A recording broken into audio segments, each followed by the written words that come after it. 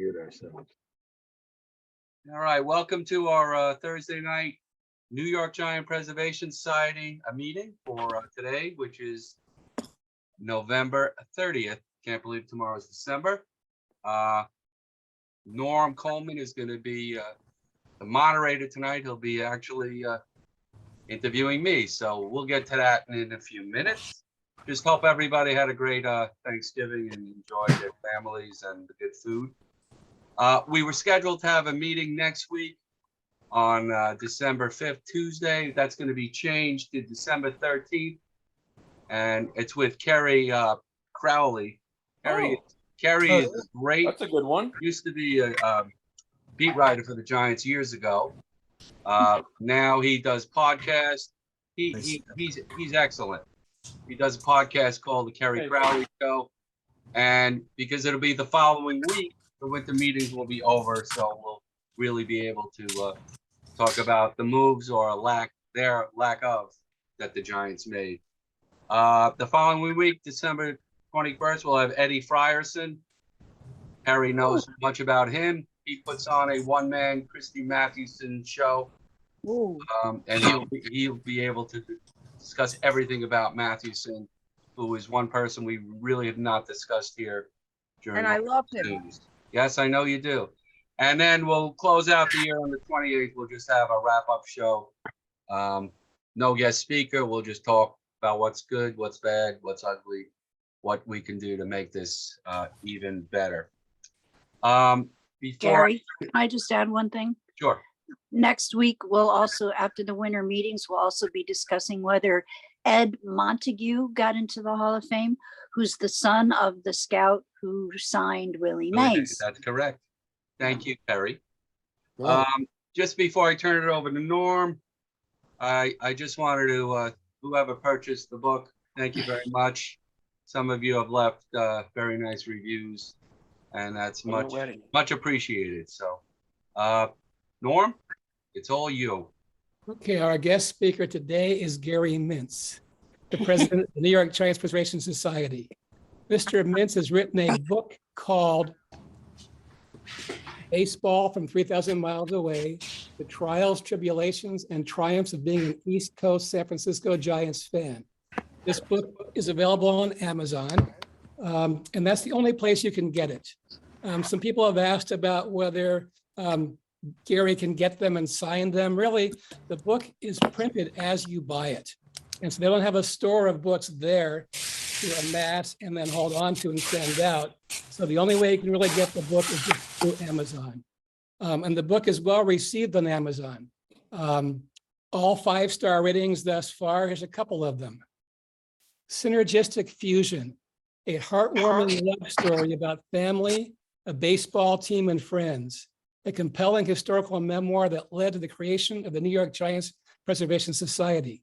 The author's love of all these elements permeate this wonderful work of literature. That's one review. Another one says, tremendously compelling read for Giants fans. I could not put this book down once I started reading Mr. Mintz. Mr. Mintz takes the reader through his incredible story, intricately weaving the history of the San Francisco Giants with his personal life. This book is for anyone who appreciates reading about a person dedicated to baseball, the Giants, education, family, and friends. And now I'd like to introduce, it's great privilege and pleasure to introduce Gary Mintz. No, that's very, very, very kind of you. Nice introduction. And if you would all put your computers on mute, please. So I will talk a little bit about the book.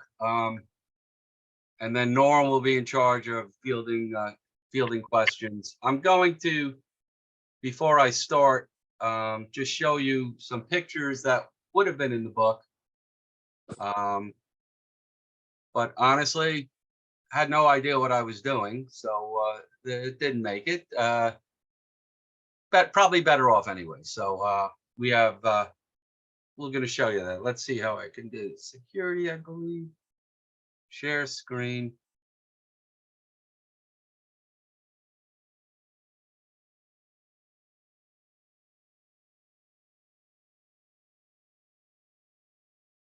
And of course, when I want to do, it won't work. There we All right. So these are some pictures that I wanted to have in the book. This was my dad, Lou Mintz. For those who've read the book, he's spoken about quite affectionately and deservingly so. You can see his shirt here, New York Giants.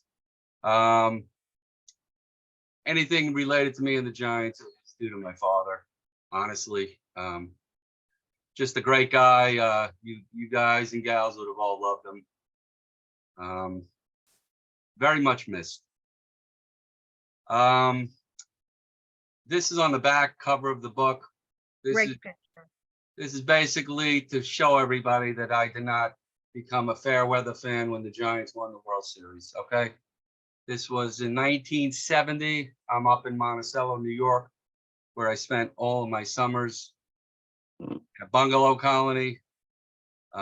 There's my Giant cap with the giant patch on it.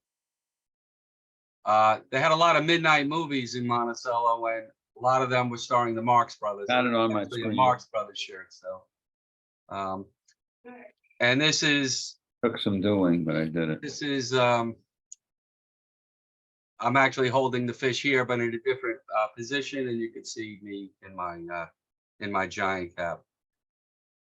As I got older, this is me up in SUNY Albany again, wearing my Giant cap. And I love the Beatles, so this was my dorm room in SUNY Albany, freshman year. And again, this is same dorm. The Giants made me buy a new cap because they started to have an orange bill, and I wanted to be like them. So there you see the Giants with their orange bill. I like the all black. That's just me. As the years gone by, I got married. This is a great picture that Harvey Weinberg took. The only thing bad about it is my eldest daughter was in college at the time and was not with us. She also went to SUNY Albany. Sorry, I missed that, Dad. Oh, it's all right, Allie. Thanks, Al. In 2012, we were asked to come out to San Francisco by the Giants. They had a Polo Grounds night. So this is a picture of my Beautiful wife picture. and my 3 daughters Great in picture. 2012.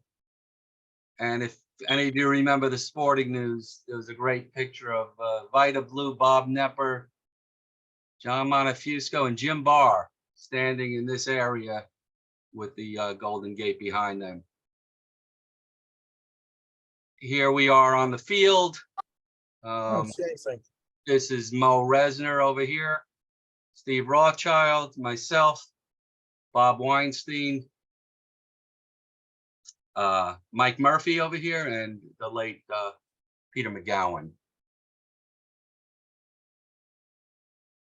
This was me in my New York Giant cap.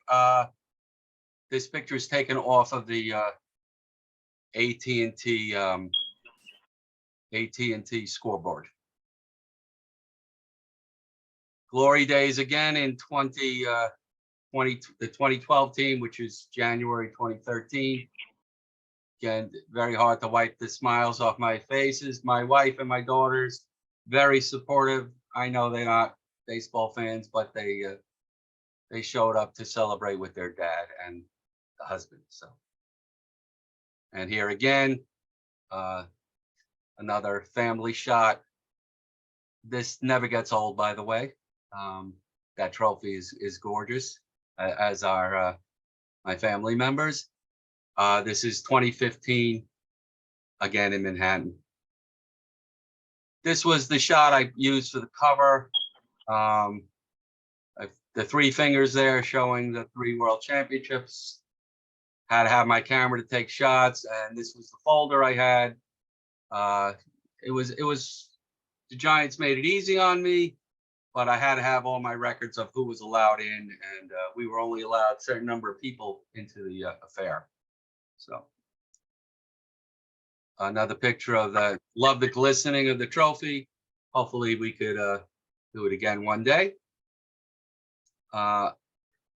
Here's Willie Mays and myself.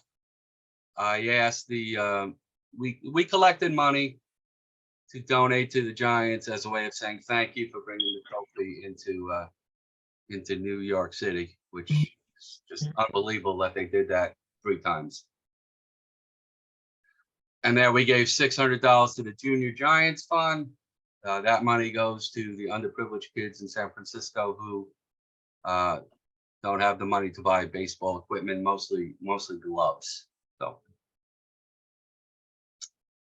here you see, before our group became virtual, we had live meetings, and some of you in the audience are here. Frank Lewis is over here, looking spiffy over there, Frank. I'm there. Lovely Hindi list is over here. Barry Margulies is over here. Oh, that's me. Leo Lowenfish is here. Larry Hands. This is the late Alan Abrams. He's a great guy. Unfortunately, he passed away. Ernestine Miller, Eugen Saber. That's the name of a few people. So this was our home base, the Bergino Baseball Clubhouse in Lower Manhattan. We then moved over to Affinities when Jay Goldberg closed down his establishment. And Michael Frank is here. Paul Ellis Graham is here, to name a few. And we had nice turnouts in all these places. We had great guests. Unfortunately, COVID kind of ruined that, but it led us to form, I'm sorry, not to form, but to have more meetings virtually than we ever could have had. Here's an example. This is one of our Zoom meetings, and a lot of you see yourselves in here. I think Dan Taylor, this was one of his many appearances as a fabulous guest speaker. We made it on SNY television. We went with a group of about 50 members. And I remember Greg Prince sent me the audio of this, and Keith Hernandez thought that this banner was, homemade from the 1950s. So it's not. It's in our background here. And I think that might be it with the pictures. I'm not sure. I believe so. So I'm going to turn this back over. See how. Love the pictures. Yeah. So talk a little bit about the book. I started writing it in April. I leaned on a few people, my family. Dan Taylor was excellent in giving me advice on what to do, what to expect. I thought about ending it at the end of 2022. Then the Giants reached out to me and asked me to come to opening day, which was at Yankee Stadium. So I continued the book. And then other things just not got in the way, but led me to just continue it through this year. My grandson went to his first game that I took him to, and I thought that was probably going to be it, because it was like full circle. Because at the beginning of the book, I talk about going to my first game with my father. So maybe end it with my grandson going. But the Giants were playing great at the time. That was the last time they played great. The rest of the season. I also spoke a lot about technology and how hard it was to root for a team from so far away. Back in the 70s and 80s were very, very difficult. Things started changing in the 90s. So I went to a game, and this really was the high point of the season. I went to a game, a Mets White Sox game. And instead of having to look at the scoreboard, like I mentioned at the beginning of the book, I was watching the Giants, and they played a suspended game, and then they played the regular game. And I'm watching it on my phone instead of looking at the scoreboard, which I mentioned a lot about in the first chapter of the book, first real chapter of the book. and I was getting the score before it was posted. And that was the last time the Giants were good the rest of the year. I think it was July 18th, somewhere around there. So I was like, I got called on. The Giant Enterprises called me twice to appear on Zooms in San Francisco at Oracle Park. So I joked around that I went back to San Francisco. I didn't, but on Zoom I did. Got to be almost September, and I was like, you know what? Let me just finish out the season. And then the question came about Gabe Kapler getting fired, and then what do I do? Brandon Crawford, he's not officially announcing he's retiring. What do I do? So I thought I handled it the best way I could. The last chapter, which I call a happy recap in deference to Bob Murphy, great Met announcer, that was done, beforehand. So basically, it started in 1969, and it ended with Bob Melvin getting hired as the Giant manager. So it's really up to date. Most of everything was done from memory. I had to look up, exact dates for things happening, but the stories that I told in the book were all true. Nothing was exaggerated. I just needed to make sure that everything, in fact, was the exact time and date. I brought my daughter to a game when she was like 6 weeks old. And how did I know the game? Because I knew the next day Terry Mulholland threw a no-hitter, and I was contemplating on going. And luckily I didn't go because I didn't want to see that. I don't want to sit there with those Philly fanatics and them throwing stuff at me, laughing at me that the Giants were no hit. So I knew exactly dates and stuff. I'm sorry, times, and I just verified dates to make sure they were right. The editing process, people helping me, waking up like thinking I spelled something wrong or too many spaces. One of my daughters, Jessica, she was the one who made the cover. I had to ask her a few times to change it just because the commas didn't look right. And finally, it got to a point where I couldn't look at it anymore. It's not because it wasn't good. It's just I didn't want to know about it if there were any more mistakes. Since the book has arrived in my house, I haven't read it. I will read it again. It got to the point where I read it like 30 times and I knew what the next line was going to be. But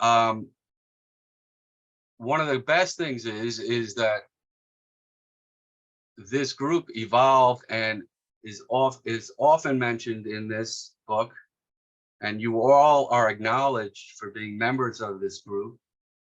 And I want you to know that that was one of the main things driving the book also was, hey, I got all these stories, but what's going to happen?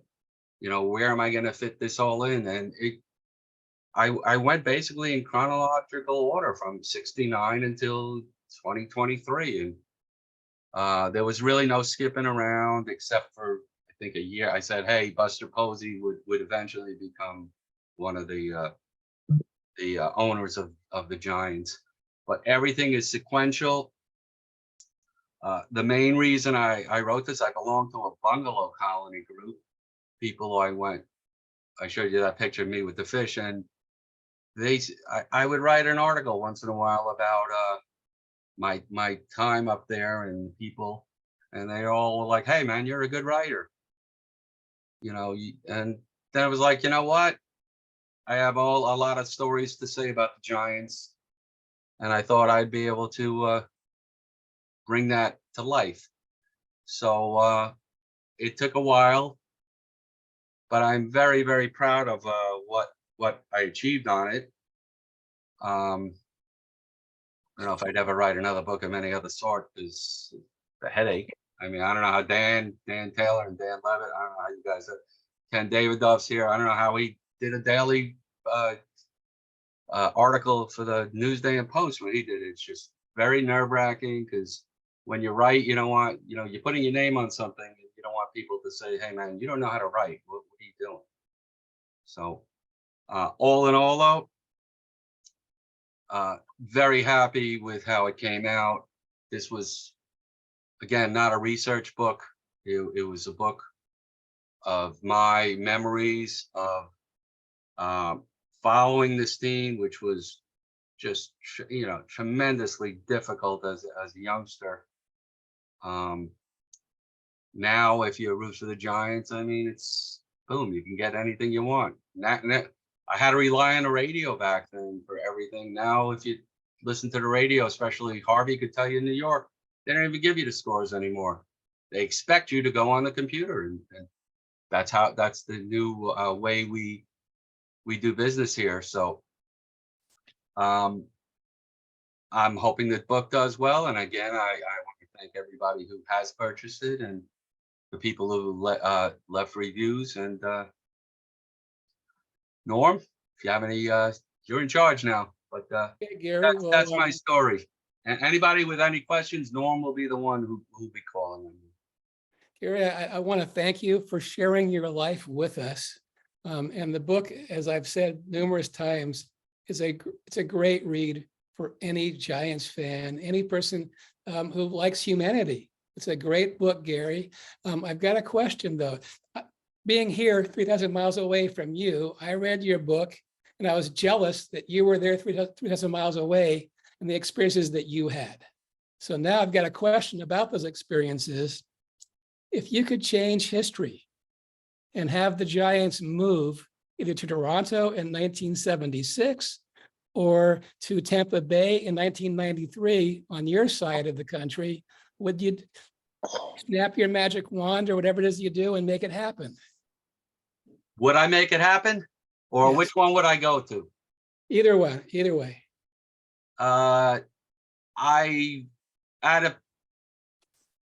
To people like you and those people in San Francisco, and now we see in Oakland, it's not a good thing. So I prefer them to stay in San Francisco if they could ever leave now and come back to New York. It's just not the right thing to do.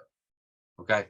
Back then, when I was a kid, I would have thought that we know what Tampa, the stadium is, you know what kind of stadium that is. It's disgusting. I think I would have probably wanted to become the Toronto Giants. That would have been closer for me. It's, Buffalo, I think, 8 hours from here, so it's not too far from Buffalo. And I know, back then I never flew out to San Francisco, so the thought about flying to Tampa probably wasn't in the cards either, even though that's a shorter ride. But just to have, I didn't have the hard feelings that, Frank Lewis has and Harvey and anybody who experienced Ed Freer team leaving. I didn't know any of that. And my father, he never showed it to me. I knew he loved the Giants. He loved Willie Mays. To me, he never, said it was awful they left or anything. He rooted for San Francisco. That's who he rooted for. And I wanted to be like him. So that's how he didn't say, you're going to be a Giant fan. And that's how it is. He liked the football Giants too. Never told me to root for the New York football Giants. I guess I wanted to be like him. That's what he watched. That's what I watched. And, I became more of a fan than I think he was, maybe that's a fault of mine, but he was a very special man. And I hope that came across in the book. It definitely did, Gary. I'm only going to ask one more question because we have a lot of people who already have their hands up. I'd like to know, what's the most satisfying part of your journey from 3,000 miles away? I gotta tell you, nothing beat that first World Championship. I just never thought that would ever happen. And I was with my friend Dean at his house with his cousin and his son, and two of my daughters were there. And I tell you, if we could have jumped into that pile on the television, it was just something that, and I was really grateful for it. And honestly, I could have lived with that and been happy.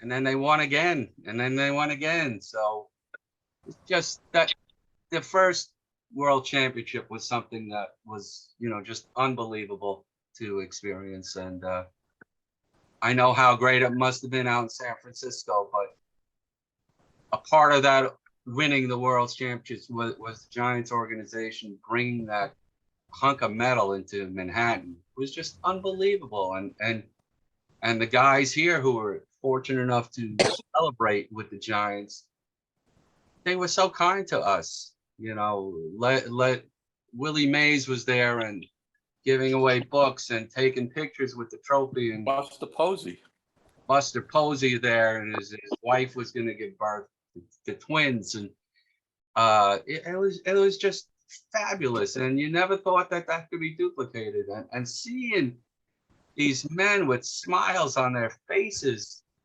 taking pictures with the trophy is just amazing, and people coming up to me thanking me, and I didn't do anything. It just happened that they contacted Stacy Slaughter, and our crew contacted me and said, we're coming and we'd like you to invite people. So I made a lot of people happy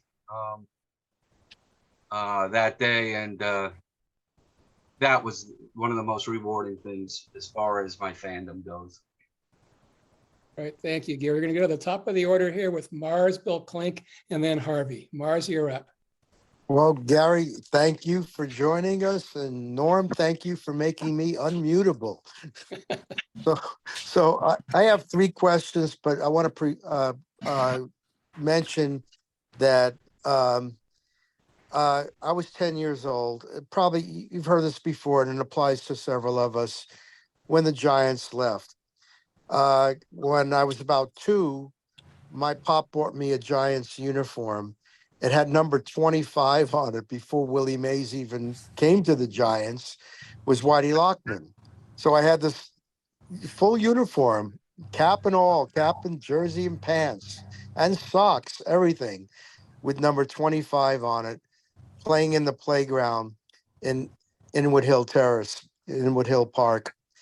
So, but when they left, I was 10 and I was totally devastated, because I think at that age, if you're a baseball fan, if you have an allegiance to a team, it's like being a quintessential fan at the age of 10, which I know a lot of us will understand. But here's the three questions I have for you, Gary. Did your dad ever watch the 1930 Giants in the Polo Grounds? That's number one.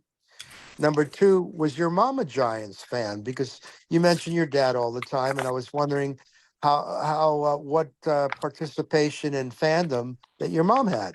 And the last question is, did you ever root for the Mets? First question, my father was born in 1935, so the answer to that would be no. My dad died in 2003. He didn't even hit 68. Shame. Mother, no interest in sports at all. But she never stopped us from going to games or anything like that. My mother, thankfully, is still alive, a lovely lady. And as far as the Met question goes, I would not root for the Mets. That being said, if there were no Giants and I did not root for a team, I would probably be a Met fan. Thank you. Just because, how easy it would be to root for the Mets, and the Yankees, I cannot, everybody lauds George Steinbrenner. When I was growing up, he was a villain, doing all these horrible things, and that's all forgotten because the Yankees won some world championships during, his stewardness. Well, that's why Steve Cohn is a villain to me now. The Mets were my second favorite team, so if the Giants couldn't win, it's just like being out on the West Coast. If the Niners can't win, then I'm hoping the Giants could win. But, so they were like my second favorite team. But of course, when they first played in the Polo Grounds for the first 2 years, they were the lovable losers and they were embraced, but thank you, Gary. You're so welcome. I just, you spoke about my dad, Mars. There is a guy here who worked with my father. Bruce, you want to say something about your knowledge of my father? Okay. Can you hear me here? There was an article in the New York Times about him, and in my book review, I gave a link to that article. I don't know if anybody here is familiar with the big New York Public Library with the Lions. There are literally millions and millions of books there. And what his job was for stack maintenance and delivery. So it was his responsibility to know where all the books were and how to deliver them to the library patrons. And it was really an enormous job to do that, with millions of books and people being very impatient and waiting for their books. So he supervised the library pages. Those were the young students who would work for the library, who would deliver the books to the patrons. And we always used to have to bug him because I was in the science and technology division, and many often the kids didn't show up and we would have to ask him for a page. So he was always very kind to us, but I can never remember, I discussed it with Gary, I never remember talking about baseball with him in any way. And he always used to call me Cousin Bruce. And I don't know if you know him. He's the disc jockey in New York City. Cousin Bruce. WABC. Morrow. Yep. Yeah, Bruce. Bruce told me that. I was shocked that my father rarely mentioned sports because my dad just loves sports. Thanks, Bruce. Norm, but he was very diligent with his job. Maybe that's why he just didn't have the time to discuss it. Actually, it was very good that you did that, Gary, because I was going to put Bruce in the spot and ask him also to talk about your father. So you saved me the trouble. Thanks, Norm. Okay, Bill Klink, you're up. Bill, you have to unmute yourself. Thank you very much, Gary, and thanks for our new host here. He's just a temporary. He's a designated hitter today. That's all. He's not coming on permanent. Gary, something surprised me in the book. It should not have, but one thing that came through, and in one sense, compared to my life, I guess it kind of shamed me. I think your dedication to your family is really something. And when I say your dedication, one of the things that surprised me in the book was how relatively infrequently and how long it took for you to actually make the journey to San Francisco. But then the more I thought about it, the more I realized that's because Gary put his family first. And, going to San Francisco from New York, tickets, plane fare, hotels, very expensive in San Francisco, meals, this would have been a very expensive affair. And Gary would not have typically, and he did not, make that journey alone when he did. So probably when his girls were growing up, going to San Francisco and having a great time watching the Giants, which many of us have done, would have been out of the question, I think, for Gary. And I salute you for that. I spent much of the 90s and 2000s doing a reverse commute from Arizona to Virginia. Most of the time with my family, and I did drag them along to the games. But, it forced them sometimes to do things they didn't want. And, we spent money we shouldn't have spent, and all of that, Gary didn't. He didn't spend that money. He spent, he used it for his family. And when he finally did go, well, the first time was, thanks to, I think, the school district. And then, you didn't drain the bank account going to see the Giants. And I think that's a good thing. I really do. And I'm humbled and somewhat, out of that because I didn't do it that way. I should have. The other thing, I know you're all going to read the book, but there are certain pages that are an unbelievable story from page 37 to page 44. Gary, could you go over please, the encounter, which will never happen today, with Jim Davenport. The Davenport story to me is so remarkable. What you and Bruce did. Can you go over that story, Right, please? yeah. Thank you. First of all, regarding the not going to San Francisco, I wanted to, but it was just, not in the cards, and I wouldn't ask. And my wife and my children put up a lot. Not that I went anywhere ever, but I was a sick fan. I still am, and if I took away any of their time, I'm apologizing now. But they know that they always will come first in my life, and my wife was nice enough to send me out there a few years later, so I appreciate it. The Davenport story was just, so my friend Bruce was just an incredible guy. He would love all of you guys. Unfortunately, he passed away. If I could speak about one word describing Bruce, it was relentless. He just wouldn't stop. We'd go to games and he would make fun of people and just not stop about the Met, like what we were watching. So he was a sick fan like me. So I found somebody like me. So we decided to, on a whim, on a Friday, we went down to Philadelphia and we decided to see the Giants play the Phillies. Steve Carlton was pitching that night. Somehow the Giants weren't any good. And somehow the Giants thwarted Carlton's 20th victory that night. And we decided that we were going to follow the team bus to the hotel. So we follow the team bus to the hotel, and we check in, and it's like $75 for the room. And Bruce took his mother's credit card, so just handed the guy the credit card. And then we waited around and in the lobby, hoping that we'd see some players. And one player we did see got in the elevator. He was drunk as a skunk and asked us to get him some food. And he gets off at the wrong floor and puts the key in the wrong door. And we got him to his room. He gave us some money to buy him some chicken. Got him some chicken, brought it upstairs. He started bad mouthing some of the Giant players who were not Caucasian, if you know what I mean. Okay.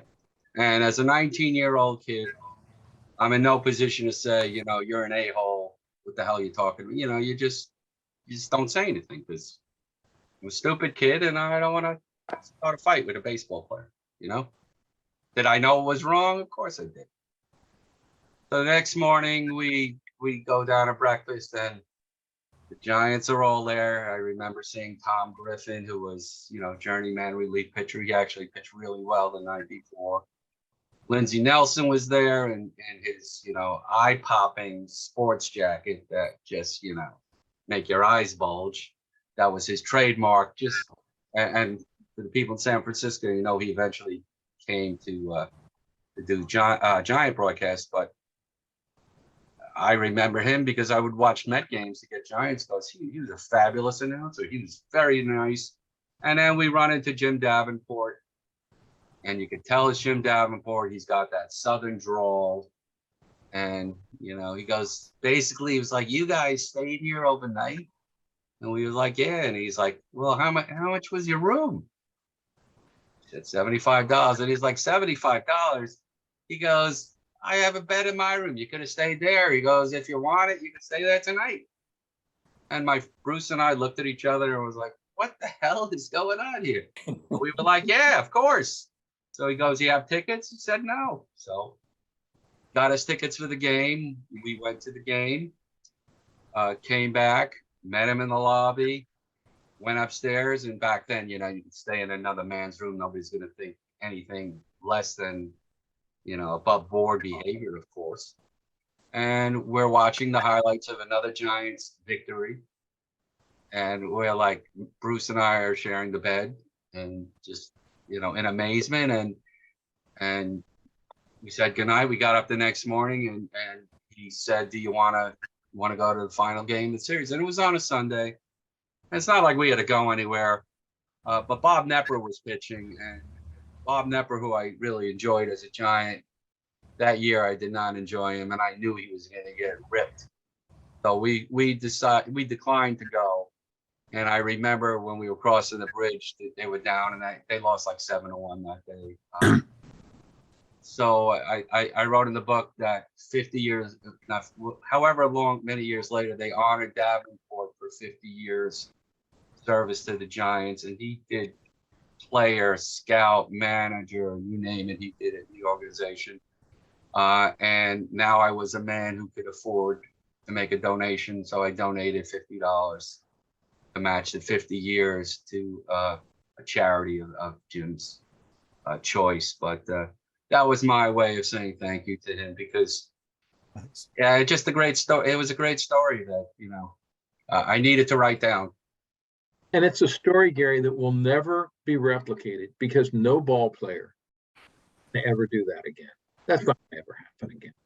Ball player, manager, whatever. You had an experience that I don't think any of us ever had, and nobody's going to have again. That's why I loved the humanity of Davenport in that. And I had a chance to meet him in Phoenix in the dugout, and he was just as gracious. I got to be one of the most gracious Giants ever. I can't say enough. So, what just a really nice man, and to treat two young boys or young men that, you know, to a great weekend. I mean, like you said, how many times does a player say, "Hey, here's tickets, and not only that, stay in the room. I'll take care of you." So it was great. Yeah, thank you, Gary. This is a great story. So we're going to go Harvey, Greg, Perry, Jim, and then Bill. So Harvey, you're up. Ken, I'm glad you're back here, Ken Davidoff, because Gary, I want to discuss very briefly the Davidoff rule, which you talk about in the book, because you violate that rule now, don't get me wrong, Gary, because I complain also, but explain the Davidoff rule. And then, Ken, would you explain what the penalty is for violating the Davidoff rule? First of all, I have not violated the Davidoff rule as my corresponding with Ken. The rule is, first of all, Ken, fabulous sports writer, and you know, he has since retired and moved on to other things. But when I first met Ken used to have a column in Newsday. He would ask for minutia about baseball players in movies, song, TV. So I would send in my question. And Ken's been retired, and somebody called me last week, said I was in the Post last week. And so he must still have a mountain of those that he still contributes to the Post. So anyway, I sent in something. The first one I ever sent was about Gilligan's Island.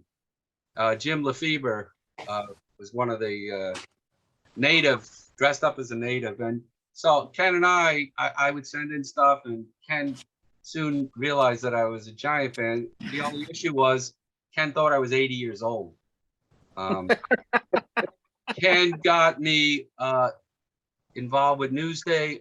I forgot, maybe it was the 40th anniversary of Shea Stadium. But I was called down to Newsday to talk about my experience, and my experience at Shea Stadium was the first game I ever went to. And that was a 1-0 game in 1969 that Juan Marichal pitched the whole game. Gave up a home run to Tommy Agee. My brother and I missed it because I was in the bathroom. So Ken and I developed a nice friendship. And so after the Giants won the World Series in 2010, Ken said, all right, listen, to institute a rule, you can't complain about the Giants for 10 years since they won. So I said, okay, I'm okay with that. So anytime, and I took it as me conversing with Ken. So if you ask Ken, I think Ken will tell you. Gary, I got to interrupt, Gary. That was just, in other words, that's just you and Ken? That's what I'm taking it as, because I have Okay, not you're gonna broken stick, that. okay, I I have got it. not broken that rule with Ken. Private law, a private rule that you're not gonna complain to him. Okay, I get it. That's how I have it. Ken might have a different interpretation, but that's how I interpret it. So anything that I say here, when Ken's not here, about how bad the Giants are. Ken is here. Ken is here. I know that. Gary. I know that. I'm saying though, when I complain to you guys about Gabe Kapler or something, as long as Ken's not here, I think I'm safe. But Ken is here, so Ken could speak if you would like that, Harvey. I yield 5 minutes to Ken. Ken, what you answered? Is he telling the truth here? You know, I think possibly I was not clear, but it's not just in conversation with me. It's so Harvey, now that you've reported Gary, he will be subject to the discipline.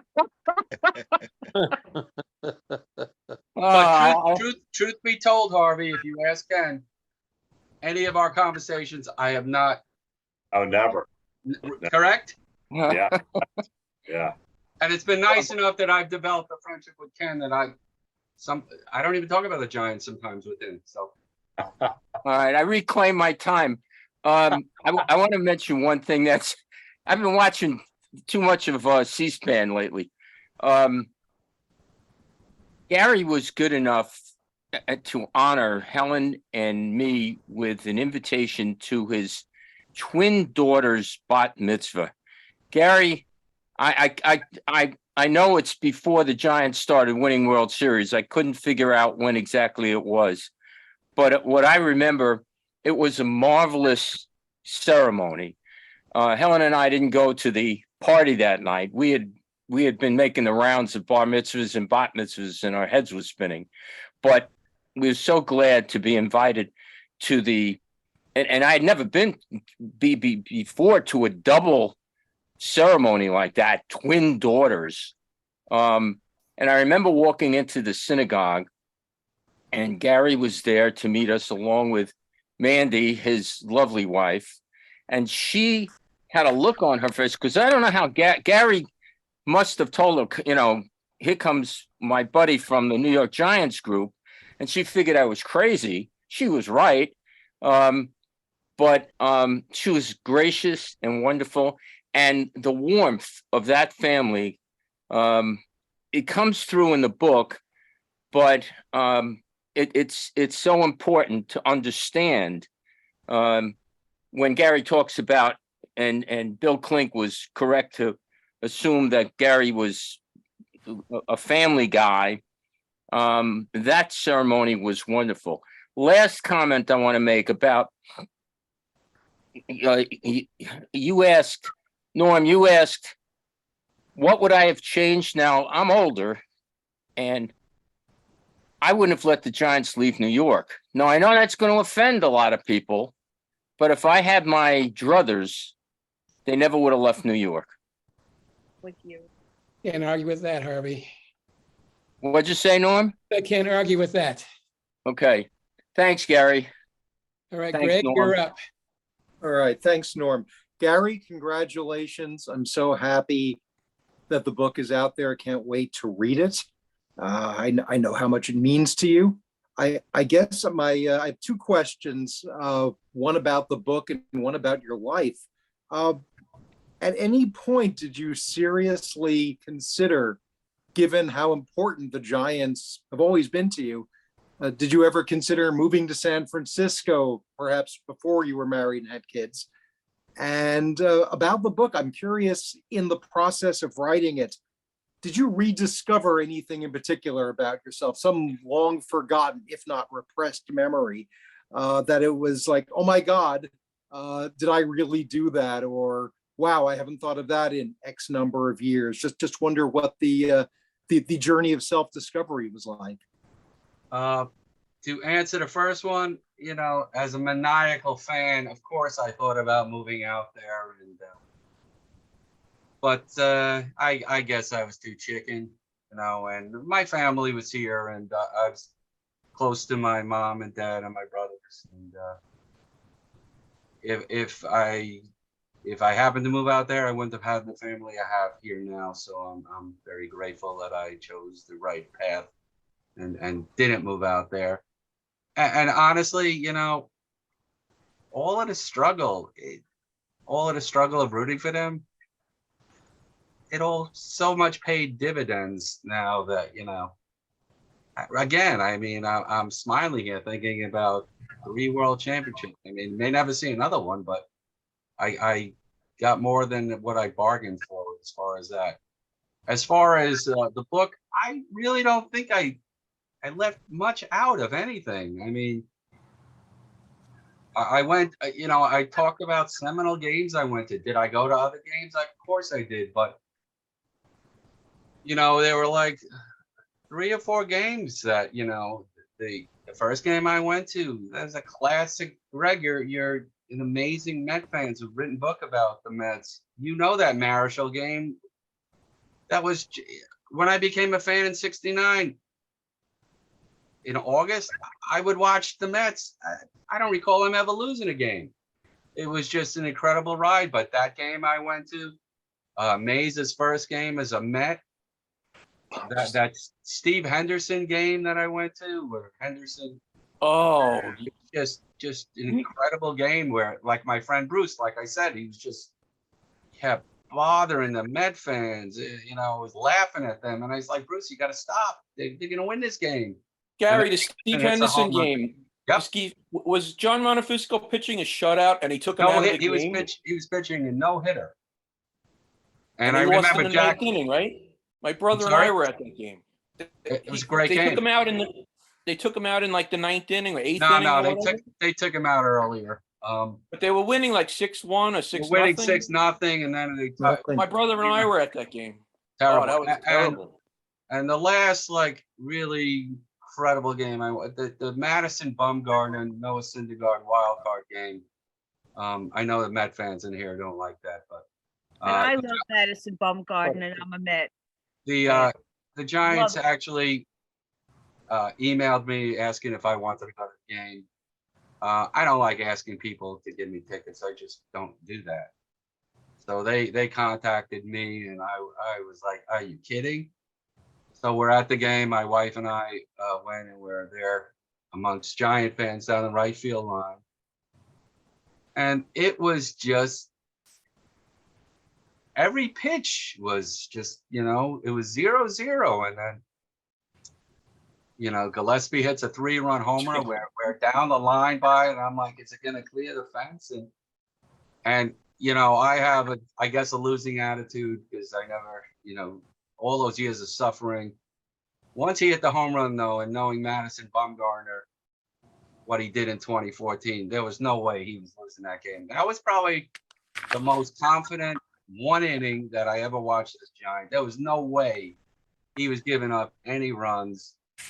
And to walk out of that stadium in deafening silence, that was the most incredible baseball game I have ever witnessed in person.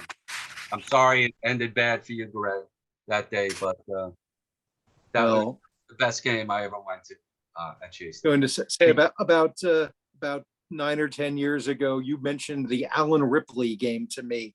And I thought to myself, so that's what they call it, the Steve Henderson game to us. Exactly. Alan Ripley, yeah. So again, congratulations not only on the book, but on persevering all these years and all these miles. And I'm glad the distance has closed in such a way that it really doesn't matter where you are, that you can follow your team. Thank you, Greg.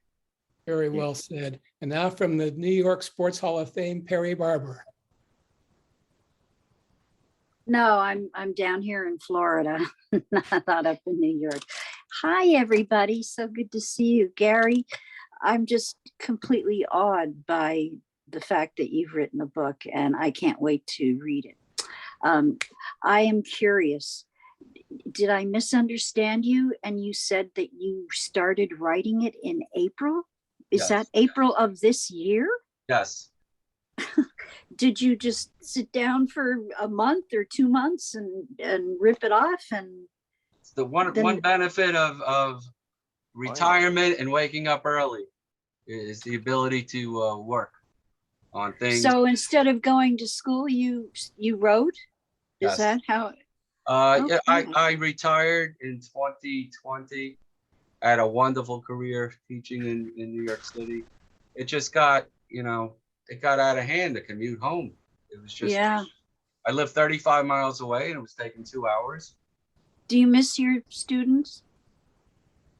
I miss my students. I miss my fellow teachers. I miss everything. I do not miss the commute. I go in maybe once a year to sub. I haven't been there this year. Perry was kind enough to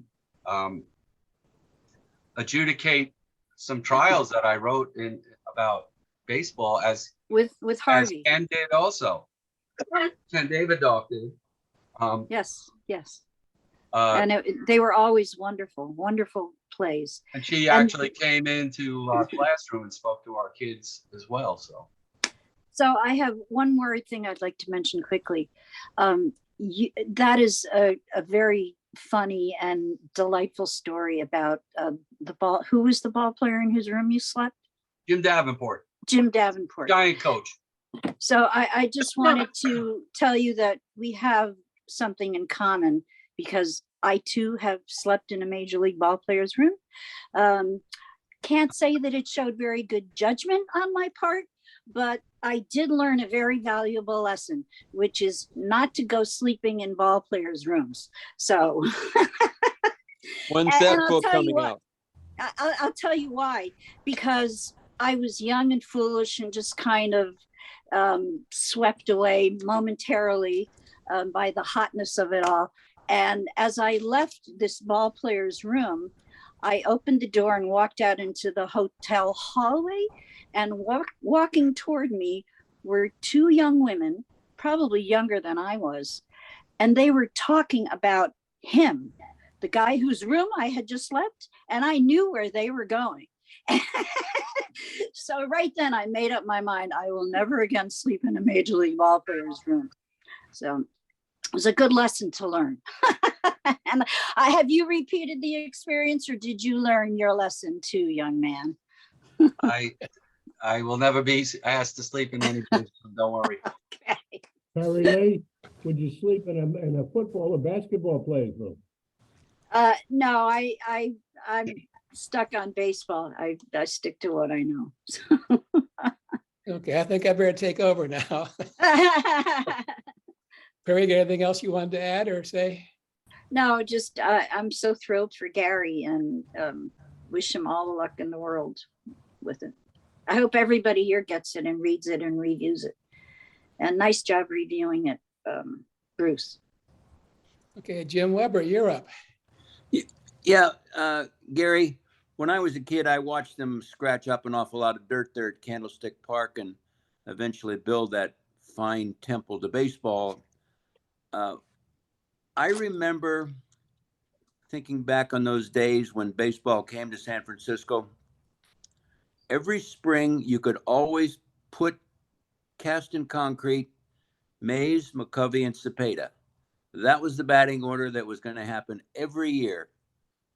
The other thing that I remember about the San Francisco Giants in the baseball world was fog and wind, because those two things came quite often to the ballpark. And when they did, they created some just wonderful baseball games, things that you remember for the rest of your life. When you were a kid, did you have memories like that, real special things? I mean, it was beyond batting orders or weather or anything like that. Things that you thought of that you still think about? Because I still think about Mays, McCovey, and Cepeda. When I was writing the book, I remembered in '71, I knew every player, the starting 9 on that team, and I knew that after Juan Marichal and Gaylord Perry, there was really no starting pitching. John Cumberland. Mediocre. Yes. And then I wrote down what I remember seeing on Channel 9. I mean, a few years the Giants played on AstroTurf, and the turf was multicolored. It was like minor league nonsense. And watching a day game there with the heat rising from that cyclone fence out there, and there was just so many memories of, even though I only saw, you know, you didn't get to see much here at all. You saw a few games when the Mets played them at night, and the games, you know, back then, 10:30, 11 o'clock was the starting time. And it was very difficult. And I'm sitting there in July with air conditioning in my house, and I'm looking at people dressed like Eskimos in the stands at Candlestick Park, and you know, it was just an incredible scene, and watching pop-ups start at the shortstop and winding up, you know, by the dugout and things like that. I always envisioned myself as part of the team because I was just so into it. You know, those were my, Jim, those were my real memories. I don't recall the stadium back then being enclosed. I mean, it was enclosed, open-ended. It was not open-ended when I realized what was following the team. And but I, you know, looking back on everything now, I wouldn't trade anything. As hard as it was a great ride to be able to listen to the radio and sports, the sports updates, and hearing names like Dick Harris was hit by a pitch and the Giants win the game. And there was a game I didn't mention. I was at my wife's first cousin, and it was a very famous game. I forgot what year it was, but they came back and beat the Florida Marlins. Robbie Thompson hit a huge home run. I'm sure Norm knows when it was, off the Marlins. 93? Might have been 93. It might have been, but I covered everything I could, and that's why when Candlestick closed, I wrote, you know, not an obituary about it, but I wrote down what I remember seeing on the field, what I saw, the players, you know, Gaylord Perry touching every part of his body. These are Ken Henderson with the eye black I've spoken about. You know, just some things that I remember, and love it. I loved it. Well, after all those years of suffering, you did a great job with the book. Thank you. Thank you so much. Have any of you thought about the difference between the way the Dodgers left New York and the way the Giants left New York? One was classy and one was not so classy.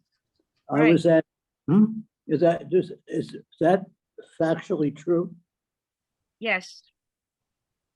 And Giant fans remain Giant fans. The Dodger fans the hated Dodgers just left, and I was at where the Polo Grounds was, what was the Polo Grounds, no, City Park, and the Giants, the San Francisco Giants, donated a new set of steps that went down from Coogan's Bluff into what was the parking lot for the Polo Grounds. And the San Francisco Giants were playing the Mets. The San Francisco Giants sent two ball players over to Coogan's Bluff to dedicate among other things, dedicate the steps which the San Francisco Giants paid for. And they sent two ball players over, and as I was speaking to them, they said the San Francisco Giants wanted to preserve the history of the New York Giants.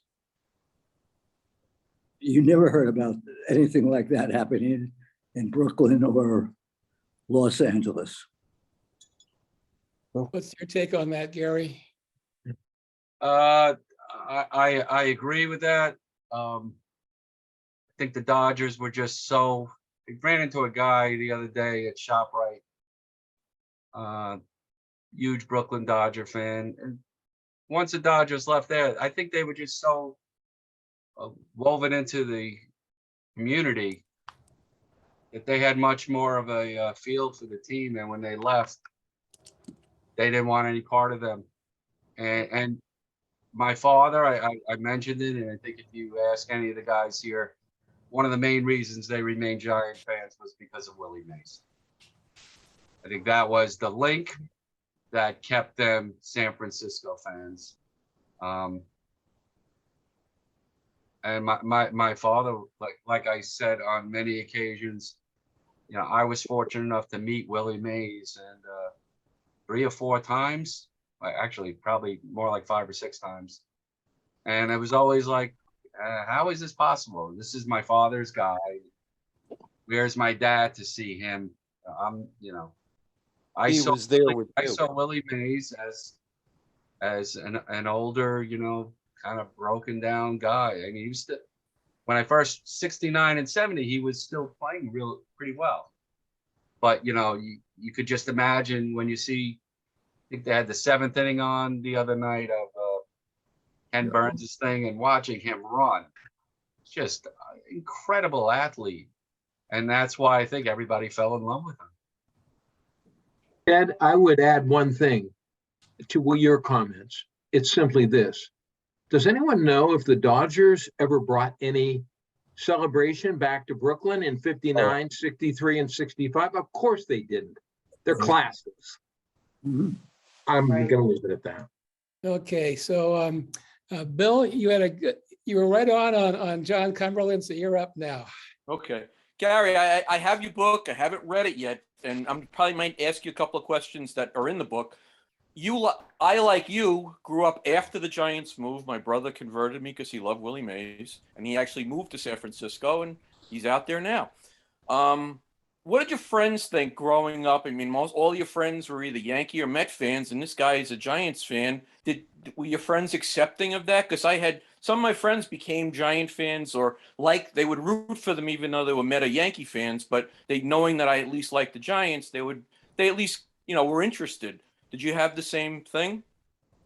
Most of my friends would have been Met fans. And listen, you know, when you're 9, 10, 11, you really don't know too much. But after the Mets made it to the World Series in 73, they were similar to the Giants. They were terrible.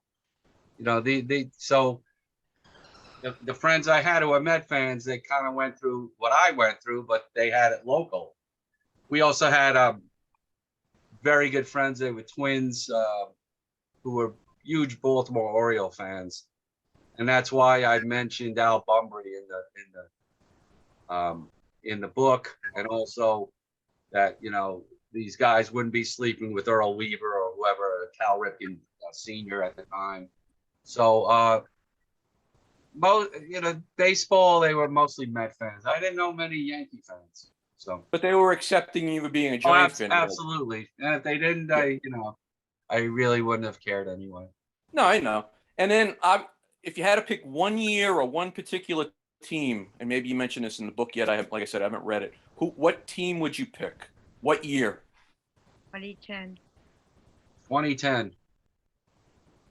2010. But what about, like, you know, say the Will Clark years? I mean, they didn't win, but like the 87 team or the 89 team. The reason the 2010 team was so, all these years, all I heard was, you know, the Giants would be picking up these crafty pitchers, you know, which to me always meant they couldn't strike anybody out in a big situation.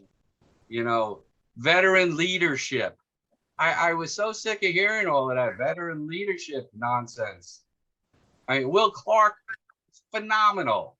But that 2010 team, to have those starting pitching, you had Lincecum at the top of his game, Matt Cage, steady like Jerry Guzman was at the Mets, Jonathan Sanchez, who, you know, you didn't know what you were getting, but when you got the good one, he was fabulous. And then Bumgarner, and then you got Posey, and you got defense. And true, they didn't have the greatest hitting, but that pitching in the bullpen, to me, that was just a great team. And, you know, the 1 year, 2014 was fabulous. But to me, Madison Bumgarner did it by himself. The rest of the pitching staff, their earned run average was 9 or something. Yeah. It was just ridiculous. So I would say 2010 would have been my favorite. And just thank you for inviting us to get to see the trophy 3 times. That was, that was- that was a great thing. And one other thing before I turn it back to Norm, I mentioned this in the book, and it really is true. To have this group that a lot of us have become friends outside of the group, and to have people calling in from Jim Weber, Alaska, and the people from Hawaii and all over the United States, it really has become a great group. And all the things we've done, the book just adds to it because there's so much about the group in the book. So that's my take on it. Thank you. Okay, and now the mellifluous voice of Dan Taylor. Norm, great job tonight. Pinch hitting, not designated hitting, pinch hitting, but Thank you, Dan, for making this doing an outstanding job. And congratulations, Gary. I hope the feeling when the first one arrived was special. It always is. And a question from out here 3,000 miles away. Kind of a takeoff on Jim Weber's questions and comments. And that's growing up and being a Giants fan 3,000 miles away. You mentioned being able to see them occasionally on Channel 9 and Lindsey Nelson's broadcast, but were there any other stations that would bleed in that maybe when they were playing the Cardinals, did KMOX get back that far? Or when they're playing the Phillies, did a Philadelphia station get in? Were there other ways that you might be able to pick up a Giants broadcast? Televised, no. Only the NBC game of the week. Yeah, and so once in a while, ABC would have a game. The radio? I'm sorry? Radio, like when you were a kid or anything? Sometimes you could get Philadelphia and Pittsburgh. Television, you could game of the week on NBC, and then eventually they'd have Monday Night Baseball or whatever it was on ABC. As far as the radio goes, Philadelphia and Pittsburgh, St. Louis, Chicago, Atlanta. Wow, you got St. Louis? Wow. Yeah, but it was. If it was a night game, right? It had to be a night game. Yeah, for the signal, right? You didn't know what was going on at times, Dan. I mentioned this. You would hear a lot of static. You didn't know if the Giants did something good or the other team. You know, it was a very difficult listen. When cable came around, I think Norm might, and you too, Dan. You probably. I remember for some reason the Giants were playing a game and they were on cable TV, and Gary Park was the announcer. Was he he was a Giant announcer, correct? Right. He was, yes. Yes. So Channel I don't 2 know. Sports director. Yeah, that's one game I remember for some reason. I don't know why. But the USA Network in the 70s had like a Thursday PBS night with the game. Braves too. Yeah. Well, The Braves games. I watched the Braves games when they played the Giants, of course. And Right. I would watch a lot of baseball, especially the Mets, to get a Giants score. Mhm. You know, and you'd see above the pitchers when you're watching, right shoulder was a scoreboard. Sometimes you got a quick glimpse of what you hope was the score if they were winning, and dreaded when they were losing. But when I was at those live games, Dan, I mean, it was brutal staring at that scoreboard when they were losing. Because, you know, I really, when I went to a Met game, and they weren't playing the Giants, my eyes were fixated on that scoreboard. It was the red dot. The red dot, how long they were batting. The red dot's on a long time. Dean, can you explain the red dot? Yeah, that's when we were up. Yeah, like if it was Giants, the out of town score would say it was Giants Cardinals, and the red dot would be on the Cardinals for 25 minutes, and you're sitting there going, "Oh, it's 6-0 Cardinals." Great. Yeah, that's the dreaded red dot. The red dot. Red dot. Ed, do you have a question? Yeah, I want to thank Gary for bringing us together as a group. I mean, this has just been wonderful for me.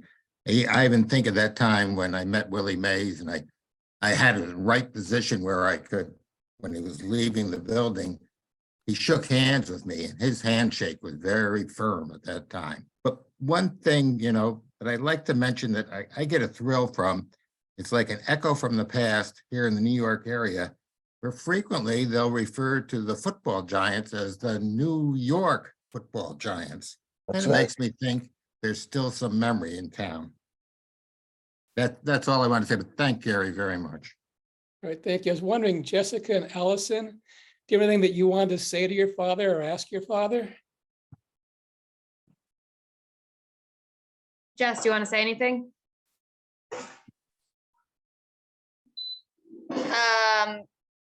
I guess I'll say something. I'm Allie. I'm Gary's oldest daughter. My dad has been a San Francisco Giants fan since obviously before I was born. I have just a lot of memories of him, you know, screaming at the TV and me really not knowing what's going on, and still, you know, not really knowing what's going on. But it's nice seeing my dad have a nice, I don't know, Matt, what do I want to say? My husband's here with me. I'm not good with words. Hey, Gary. Matt, why don't you talk about your favorite buffet? So I'll tell you, I'm not a big baseball fan, but you know, I root for the Giants every single year because in 2015, shortly after I started dating Allie, my now wife, Gary's daughter, we went to the hotel in Manhattan, and it was probably the best breakfast I ever had. You know, after the Giants won the World Series, so every year, let's go Giants, because I like breakfast. But even though Allie and I aren't the biggest baseball fans, I just want to assure all of you that Gary is doing his best to make sure that his grandsons are become diehards. So, Allie, if you can start video, I can take a picture of you and send it to you. I think that camera's shy, Frank. Yeah, but we're not camera ready right now. Well, you want to put our camera on? I remember it was 2000. The first year they won was 2010, yes. Right? I remember being in the house when they won. The house shook. My dad was jumping up and down. The house shook. I'll never forget that. And then I remember, you know, when Matt and I started dating. What year was this? we started dating in May 2014. There was a game on, I guess, in 2000. Was it 14, Dad, or 2015? 2014. 2014, where I went out with Matt. I said goodbye. My dad was, you know, on the couch watching the game. It was a long date. We were out for maybe I don't know, 5 hours, maybe four. It was a long time. I get back. It was like he didn't even blink. He was sitting in the same spot. I go, what are you doing? The game's still on. The game's still on. It's been hours. That was the branded belt Washington National game. Yeah. But it's been nice, I guess, watching my dad have this, you know, passion over the years, and just you know, a hobby that really also brings people together. It's been nice, you know, watching him kind of create this and just kind of live happy memories of something so positive. You know, baseball has been such a, you know, impactful on him and his life, and I know he got that, you know, from my grandfather. So it's been nice, watching his, you know, passion develop. And I'll say for myself, not having really grown up in the Mintz household or being really a baseball fan, just how impressed I am by the you know, the New York Baseball Giants Preservation Society. And I think it's awesome that you guys founded this community. I was so impressed that this thing existed when I first started dating Allie, and she told me that Gary was the president of this thing or whatever. And I was like, holy cow! I had no idea. And then in 2015, at the trophy ceremony, to see a couple hundred of you guys, you know, at that event, you know, I was really impressed. And then the last thing I'll say, and then I'll stop hogging the mic, was you know, a great memory from this past summer. I think it was July 1st, right, Gary? Yeah. Yeah, the first when my son went to his first baseball game, it was just such a nice moment seeing, you know, my kid, who was 3 at the time, just be so blown away by the whole event. You know, looking at the stadium, looking at the grass. He asked me, "Daddy, can we go on the grass?" And I said, "Not at this kind of baseball game, but maybe we'll go to a minor league game or something." But just seeing, you know, how great it was for Eli, but also for Gary, just what a you know, the joy it brought, you know, my father-in-law. It was just a great experience, and I was really glad to share that with you, Gary. Thank you. And just piggybacking off of that, one last thing I'll say is now whenever we pass some kind of field, Eli always says to me in the car, "Is that where the Giants play?" But way to go, Dad. Really proud of you. Yeah, great job, Gary.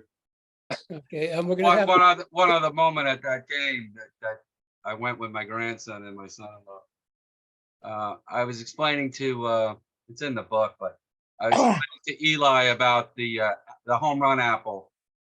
That if the Met hits a home run, the apple pops up. And I believe in the second or third inning, Anthony DeSclafani gave up 3 home runs, and the apple went up way too many times. And I told Eli that was enough. I don't need to see that anymore. So My kid couldn't get enough of it though. So we're gonna have Paul, and then if Jessica wants to say something, she can have the chance also. So Paul, Gary, thank you so much. And I'm really glad that you put out your book. Mine should arrive tomorrow. But I have a question for you. But first, I want to let you know that, we all owe you a debt that we'll never be able to repay. You have created a group and an organization full of memories and wonderful thoughts, and they just happen to coincide with 3 World Series championships. So we are really thrilled. My question for you, you mentioned your mom in baseball. What about your wife in baseball? Is your wife, Carrie, is she interested in the game of at all? And what does she think about your passion for the Giants? my wife is semi-interested, but it's like with my daughters. It's more of a support thing than she won't sit down with me and watch a game or anything like that.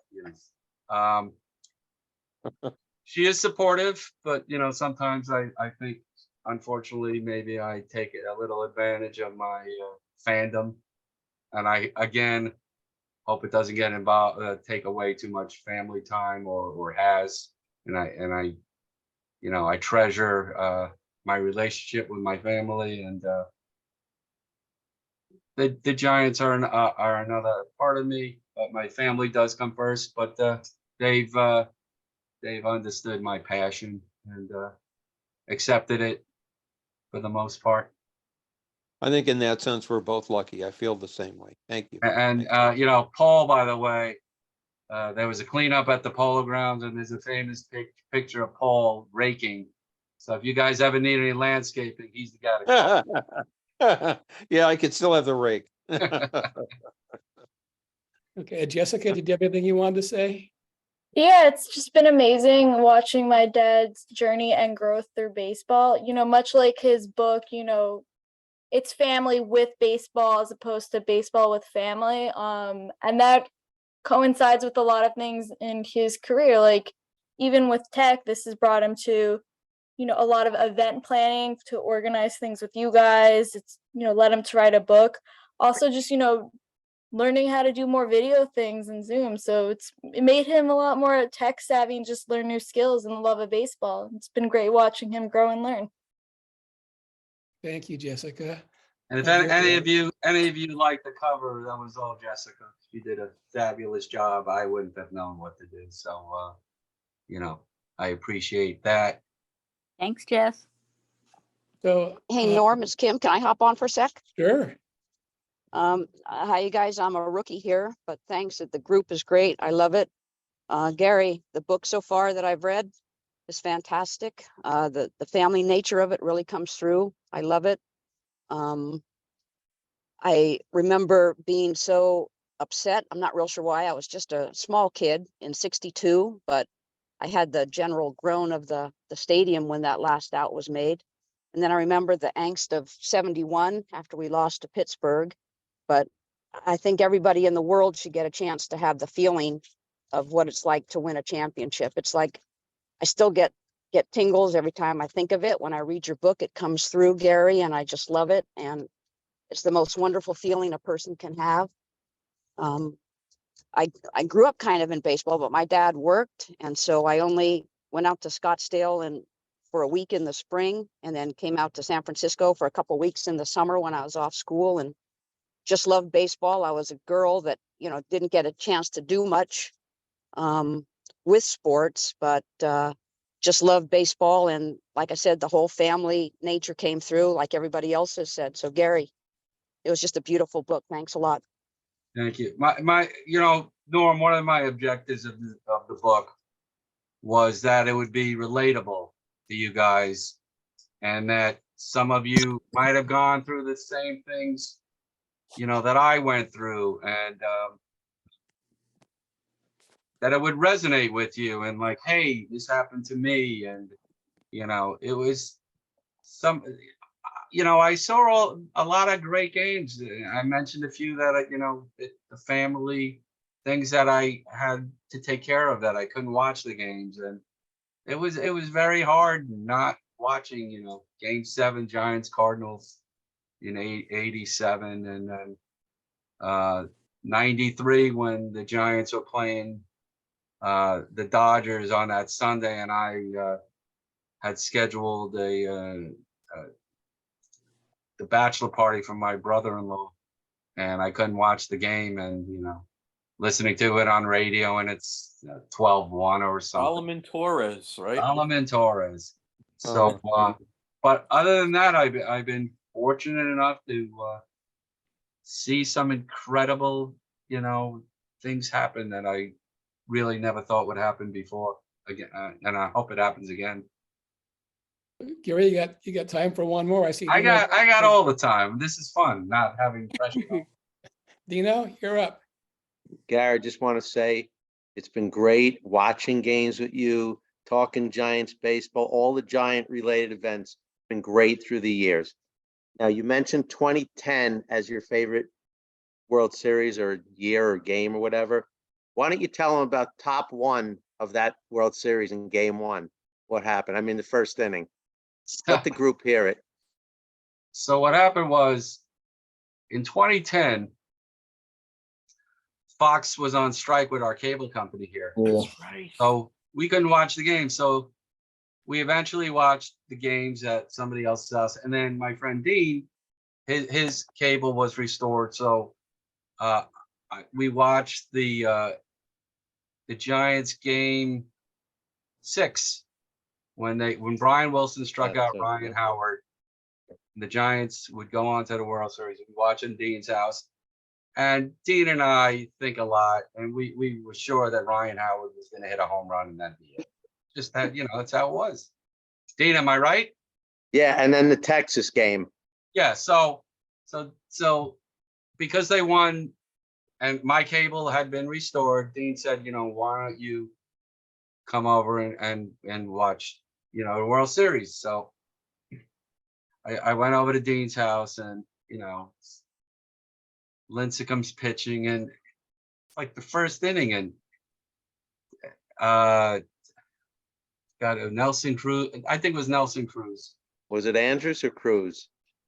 It was Nelson Cruz. Okay. He hit this dribbler back to Lincecum, and Lincecum, who was just so much fun to watch, but picks up the ball and he's like jogging third base, and I'm like, Dean and I look at each other. We both had this code, and the code would always be, "It's over," meaning there was no way, because Dean and I had watched so many games, and the code was, "It's over." We just knew that they would never win, and they finally get to the World Series again after, you know, like when they lost Game 6 against the Angels.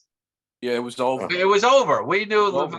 Hernandez was not going to win. So Move on, anyway, yeah, it's over.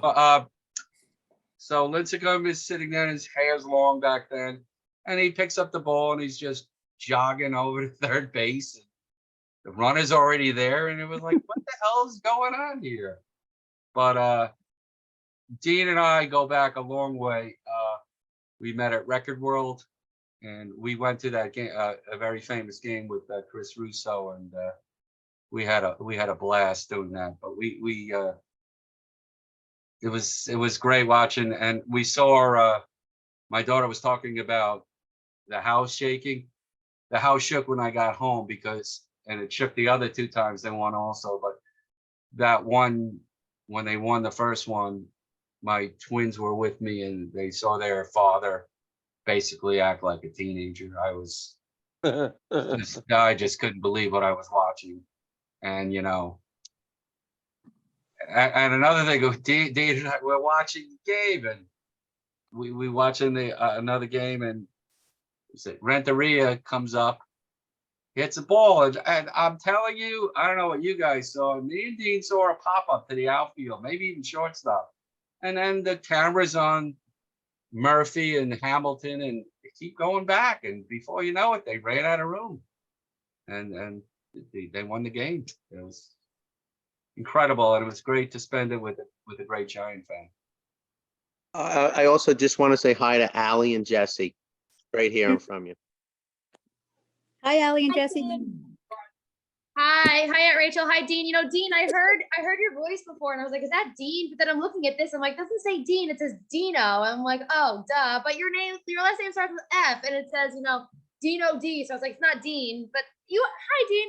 Nice to hear your voice. Hi. Is Jamie on or no? I don't think Jamie's on. Okay. But yeah, Well- we can verify this story. You guys were stomping very loud. I knew as a child when my dad was watching baseball to stay away because he was screaming either for something really, really good or something really, really bad. Oh yeah, it was loud there that night. Bill, your hand is up. You have another question? Me? Yeah. Oh, it must be by accident or whatever. So I'm good. Okay. So Gary, your book and this meeting and every meeting that we have just reveals what a special, remarkable human being you are. And I thank you, and I hear everyone else thanking you. What I'd like everyone to do is unmute yourself so that Gary can actually hear the applause. Thank you so much, Gary. My pleasure. Thank you. And again, for those who bought it, I did not write this book to make money. I just wrote. I'm not an author. I'm a writer who wrote down his memories of his time with the Giants, and I thank the Giants, you know, for